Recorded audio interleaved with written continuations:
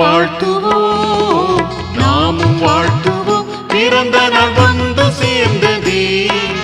நாளும் வாழ்த்துவோம் நல்ல மீட்பர் இயேசு நாமத்தில்.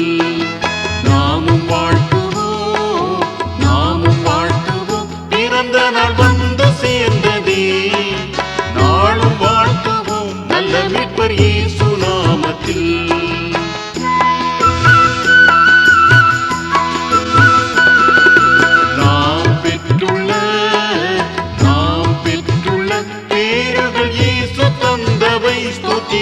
நாமும் வாழ்த்துவோம் பிறந்த நாள் வந்து சேர்ந்ததே.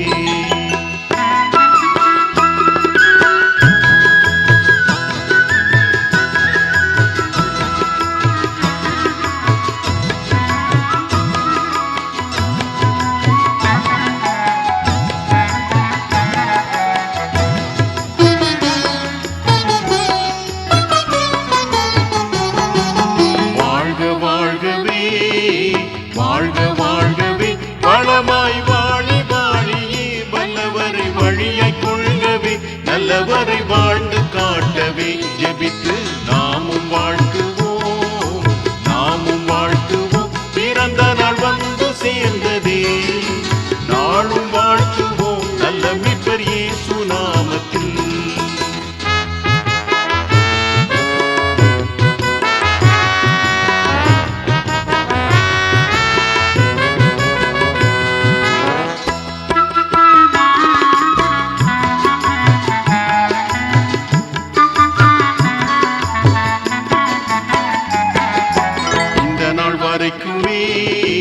இந்த நாள் வரைக்குமே தேவ இனிய வரங்களே இன்னுமே நிலைத்து செழிக்கவே கிறிஸ்து நிறைய அருளவே ஜெபித்து நாமும் வாழ்த்துவோம்.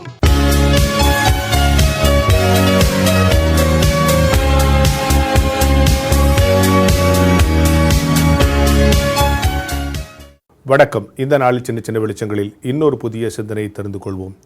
ஒரு அரசரும் அவருடைய மகளும் காட்டு வழியாக போய் கொண்டிருக்கிற பொழுது ஏதோ ஒரு இடத்தில் இந்த மகள் தொலைந்து விடுகிறாள். உடனே அரசன் தன்னோடு வந்த படைப்பரிவாரங்களில் போர் வீரனை அனுப்பி இந்த காட்டிலே மகள் எங்கே இருக்கிறாள் என்று கண்டுபிடித்து கொண்டு வா என்று அனுப்புகிறான். அப்படி போகிற பொழுது அந்த போர் வீரன் வேகமாக போது அங்கே ஒரு துறவியார் உட்கார்ந்து கொண்டிருக்கிறார், தியானம் செய்து கொண்டு உட்கார்ந்துருக்கிறார். அவர் கண் தெரியாதவர். உடனே கழவா இந்த பக்கம் யாராவது போன சத்தம் கேட்டுச்சா? அவன் இல்லை அப்படின்னு சொல்லிட்டார். அவர் போயிட்டு ஐயா இல்லையான்னு அடுத்தது அமைச்சர் அனுப்புகிறார். அமைச்சரும் இந்த துறவியாரை கடந்து போகிற பொழுது, பெரியவரே இந்த பக்கம் யாராவது போன மாதிரி தெரிஞ்சிச்சுங்களா உங்களுக்கு? அவர் இல்லைன்னு சொன்னார். அவரும் மன்னர்கிட்ட இல்லையா, யாரையும் போகலையா, காணோம். இன்னும் மன்னர் தன்னுடைய மகள் இல்லையா, அவரே புறப்பட்டு போகிறார். இப்படி புறப்பட்டு போகும்போது இதே மாதிரி துறவியார் அவரும் பார்க்குறார். அவர் நின்று, துறவியாரே இந்த பக்கம் என் மகள் தொலைந்து விட்டால், இந்த பக்கம் போனதாக ஏதாவது சத்தம் கேட்டுதான். இப்போ துறவியார் பதில் சொன்னாராம், இந்த பக்கம் போன மாதிரி சத்தம் கேட்குறான், ஆனால் இதே கேள்வி இதற்கு முன்னால் உன்னுடைய படைத்தளபதியும் உன்னுடைய அமைச்சரும் கேட்டார்கள், இப்பொழுது மன்னராகி நீ கேட்கிறாய் என்று சொன்னார். உடனே இந்த மன்னருக்கு ஒரே ஆச்சரியம். முதல்ல வந்தது படை வீரன் என்றும் அடுத்து வந்தது அமைச்சர் என்றும் நான் மன்னர் என்றும் இவருக்கு எப்படி தெரியும்? ஏன் உங்களுக்கு எப்படி தெரியும்? கண்ணு தெரியுமா? அப்போ அந்த துறவியார் சொன்னாராம், முதல்ல வந்தவன் கிழவான்னு என்ன சொன்னான், ரெண்டாவது வந்த அமைச்சர் என்ன பெரியவரேன்னு சொன்னார், மூணாவது நீங்கள் மன்னர் துறவியாரேன்றீங்க. உயர்ந்த பதவியில் இருக்கிறவங்க தான் அடுத்தவங்களை பணிவோடு மதிக்கிற பழக்கம் இருக்கும். அதை வச்சு கண்டுபிடிச்சேன், அவன் சோல்ஜராக இருப்பான், இவன் மினிஸ்டராக இருப்பான், நீங்கள் கிங்காக இருப்பீங்கன்னு சொன்னான்னு ஒரு கதை முடியும். எனவே உயர்ந்த பதவியில் இருக்கிறவர்களுடைய அடிப்படை பண்பு என்னவென்று சொன்னால் பிறரை மதிக்க வேண்டும், பிறருடைய உணர்வுகளை மதிக்க வேண்டும், பிறரை மரியாதையாக நடத்த வேண்டும்.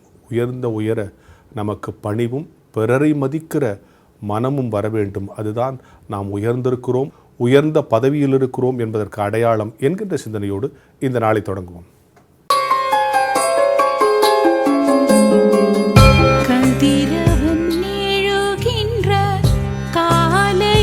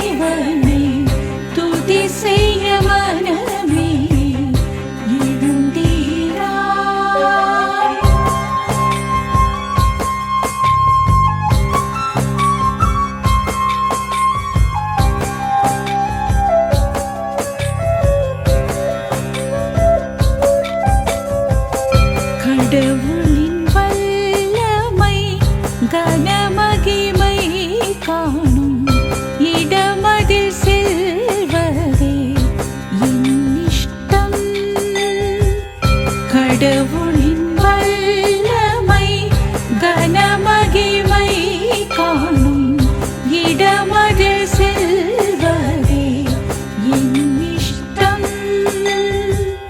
ஜீவனை பார்க்கிலும் தேவனின் காதலை, ஜீவனை பார்க்கிலும் தேவனின் காதலை ஆவலாய் நாடினான் போற்றுவே.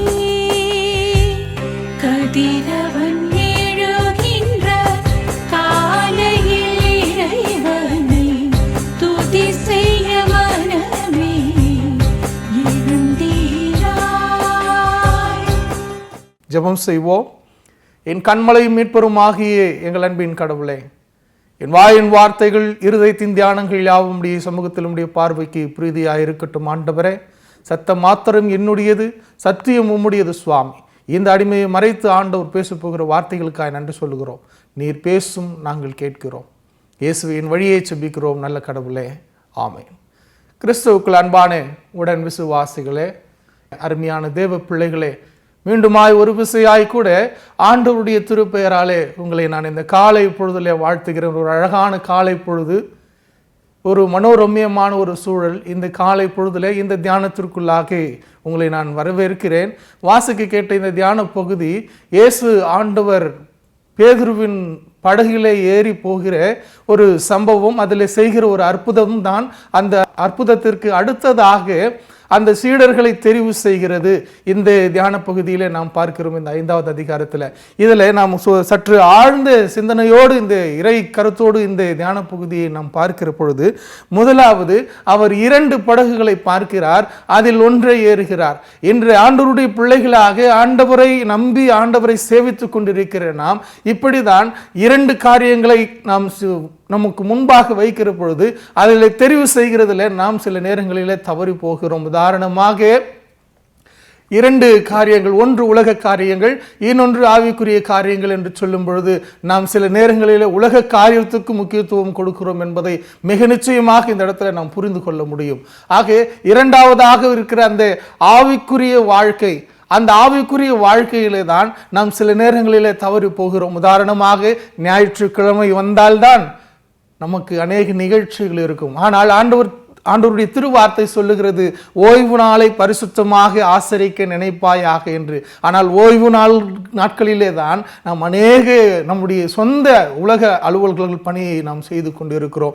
நிகழ்ச்சிகளுக்கு போகிறது, ஆலயத்தை தவிர்த்து நிகழ்ச்சிகளுக்கு போகிறது என்று சொல்லி. ஆனால் ஆண்டவர் 2 படகுகளை பார்க்கிறார், அதில் ஒன்றை தெரிவு செய்கிறார். அது சீமோனுடையதாய் இருந்தது. 2வதாக நாம் பார்க்கிற பொழுது அந்த சீமோன் என்கிறவரை தெரிவு செய்ய வேண்டும் என்பது ஆண்டவருடைய திட்டம். அவரின் மூலமாக மற்ற சீடர்களை தெரிவு செய்ய வேண்டும் என்பது ஆண்டவருடைய திட்டம். அந்த ஒரு ஆண்டவருடைய திட்டத்திலே அவர் தெளிவாக இருந்தார். அது ஒன்றை தெரிந்தெடுத்தார், அது பேதுருவுடையதாக இருந்தது என்று சொல்லி திருமறை நமக்கு சொல்லுகிறது. 2வதாக அந்த படகிலே ஏறுகிறார். படகிலே ஏறி சற்றே தள்ளுகிறார், சற்றே தள்ளும்படியாக கேட்கிறார். 3வதாக வலையை அந்த இடத்துல போடுங்கள் என்று சொல்லுகிறார். இந்த கெனசரேத்து கடற்கரை என்பது அது மிகப்பெரிய ஒரு கடல் எல்லாம் கிடையாது, அது ஒரு சின்ன ஒரு ஏரி போன்றது தான். இதில் இன்னும் நாம் ஆழ்ந்து பார்த்தால் இந்த பேதுரு என்பவர் மீன் பிடிக்கிறவர்களுக்கே தலைவர். அந்த கெனசரேத்து கடற்கரையிலே கடலில் மீன் பிடிக்கிறவர், அந்த மீன் பிடிக்கிறவர்களுக்கு எல்லாருக்கும் தலைவர் அவர் தான். மாத்திரமல்ல, அந்த கெனசரேத்து ஏரி கடல் என்பது அது ஒரு ஏரி போன்றது. அதில் எந்த இடத்துல ஆழம் இருக்கும், எந்த இடத்துல மீன் கிடைக்கும், எந்த இடத்துல ஆழம் குறைவாக இருக்கும் என்று சொல்லி அந்த மீன் பிடிக்கிற தலைவனாக இருக்கிற பேதுருவுக்கு நன்றாக தெரியும். அவர்கிட்ட போயிட்டு இந்த ஏசாமி என்ன சொல்றாருன்னா, படகை சற்றே தள்ளு, வலையை அந்த பக்கமாக போடு என்று சொல்லி. அப்படியாக பார்க்கிற பொழுது, ஆனாலும் ஆண்டவர் நீர் சொல்லுகிறபடியே என்று சொல்லி வலையை அந்த இடத்துல போடுகிற பொழுது திரளான மீன்கள், முழுவதும் நான் பிரயாசப்பட்டேன், ஆனால் ஒன்றும் கிடைக்கவில்லை. ஆனால் அடுத்ததாக ஆண்டவர் சொன்னதை கேட்டதற்கு பிற்பாடு அவருடைய வாழ்க்கையில் அந்த அற்புதத்தை கண்ணார பார்த்து, திரளான மீன்களை பார்த்து, அதை எடுக்க முடியாமல் வலை கிழியத்தக்கதாக இருக்கிற அந்த சூழலில் மற்ற படகுகளில் இருக்கிறவர்களை செய்கை காட்டி அவர்களை அழைத்து அந்த மீன்களுடைய அற்புதத்தை அவர்களும் பார்க்கிற அந்த ஒரு சூழல் அந்த இடத்துல நடக்கிறது. இதில் நாம் ஆழ்ந்து கண்ணோட்டத்தோடு பார்க்கிற பொழுது அந்த அற்புதத்திற்கு முன்பதாக 5வது வசனத்தில் பரிசுத்த பேதுரு சொல்லுவார், ஐயரே ராவு முழுவதும் நான் பிரயாசப்பட்டேன். ஆனால் 8வது வசனத்தில் அற்புதத்தை பார்த்த பிறகு அவரை ஆண்டவரே என்று அழைப்பார். நீங்கள் நன்றாக வேதத்தை எடுத்து படிப்பீர்கள் என்று சொன்னால் உங்களுக்கு புரியும். ஆக அற்புதத்திற்கு முன்பதாக அவரை ஐயரே என்று சொல்லி உலக பார்வையிலே பார்த்து கொண்டிருந்த அந்த பேதுரு அற்புதத்தை கண்ட பிறகு வானளாவிய பார்வையிலே அவரை ஆண்டவரே என்று அழைக்கிறார். அந்த அற்புதம் நம்முடைய வாழ்க்கையிலே நமக்கு ஆண்டவர் தினம்தோறும் செய்து கொண்டு நாம் வாழ்வதும் வீழ்வதும் ஆண்டவருடைய கிருபை. ஒவ்வொரு நாளும் நாம் சந்தித்துக் கொண்டிருக்கிற பிரச்சனைகள், ஒவ்வொரு நாளும் நாம் சந்தித்துக் கொண்டிருக்கிற சவால்கள் எல்லாவற்றையும் மேற்கொள்ளுகிறதற்கு ஆண்டவர் கொடுக்கிறது அவருடைய கிருபை. கிருபை என்பது பேரருள், பேர் இரக்கம். அந்த கிருபையினாலே தான் நாம் வாழ்ந்து கொண்டிருக்கிறோம். அந்த அற்புதம் தான் நம்முடைய வாழ்க்கையிலே எல்லாவற்றையும் செயலாற்றி கொண்டிருக்கிறது. ஆகையினாலே அருமையான தேவ பிள்ளைகளை, இந்த தியான பகுதி நமக்கு சுட்டி காட்டுகிறது, ஆண்டவர் நம்மோடு கூட எப்பொழுதும் இருக்கிறார். அந்த ஆண்டவர் அற்புதம் செய்கிற ஆண்டவர். இந்த பேதுரு அவனோடு கூட இருந்த எல்லாரும் அந்த அற்புதத்தை பார்த்த பிறகு, இது முதற்கொண்டு நீ மனுஷரை பிடிக்கிறவனாய் இருப்பாய் என்று சொல்லி அவனை அழைத்த பொழுது அந்த அழைப்பிற்கு பாத்திரவான்களாக அவரோடு கூட பின் சென்றார்கள். ஆக நாமும் இந்த அற்புதத்தின் வாழ்வை வாழ்ந்து கொண்டிருக்கிற பொழுது அவருக்காகவே நாம் வாழ்கிற, அவரோடு கூட இணைந்து வாழ்கிற அந்த வாழ்க்கையை நாம் வாழ்கிறதற்கு கடவுள் நம்மை அழைக்கிறார். அந்த அழைப்பிற்கு பாத்திரவான்களாக வாழ திருவருளும் தூய ஆவியானவர் உங்களையும் அடியேனையும் திடப்படுத்தி பலப்படுத்தி காப்பாராக. ஆமேன். எல்லாவற்றுக்கும் மேலான தெய்வீக சமாதானம் நம் இருதயங்களையும் நம் சிந்தனைகளையும் கிறிஸ்து இயேசுவுக்குள்ளாக காத்துக்கொள்வதாக. ஆமேன். ஜெபம் செய்வோம். எல்லா ஆசீர்வாதத்திற்கும் மற்றும் முறையிடமாயிருக்கிறீங்களா எல்லா ஆண்டவரே, இந்த காலை பொழுதுல தேவரீர் நீர் கொடுத்து நல் தியானத்திற்காக நாங்கள் நன்றி படைக்கிறோம். எப்பொழுதும் ஆண்டவர் எங்களுடைய வாழ்க்கையிலே உம்முடைய கிருபை என்கிற அற்புதத்தை கொடுத்து கொண்டே இருக்கிறேன். ஒவ்வொரு நாளும் ஒவ்வொரு மேனியுமாக ஆண்டவர் எங்களை வழிநடத்தி கொண்டிருக்கிறீர். இந்த அற்புதங்களை பெற்று உமக்கென்று நாங்கள் தொடர்ந்து உழைக்க பிழைக்க உம்மோடு கூட இணைந்து வாழ கர்த்தர் எங்களை வழி நடத்துவீராக. தொடர்ந்து எங்களை காத்துக்கொள்ளும் வழி நடத்தும் இயேசுவின் வழியை செபிக்கிறோம் நல்ல கடவுளே. ஆமேன். நமது அருமை ஆண்டவராக இயேசு கிறிஸ்துவின் கிருபை, பிதாவாகிய கடவுளுடைய அன்பு, தூய ஆவியானவருடைய அருளும் ஆசியும் உங்கள் யாவரோடும் கூட இருப்பதாக. ஆமேன்.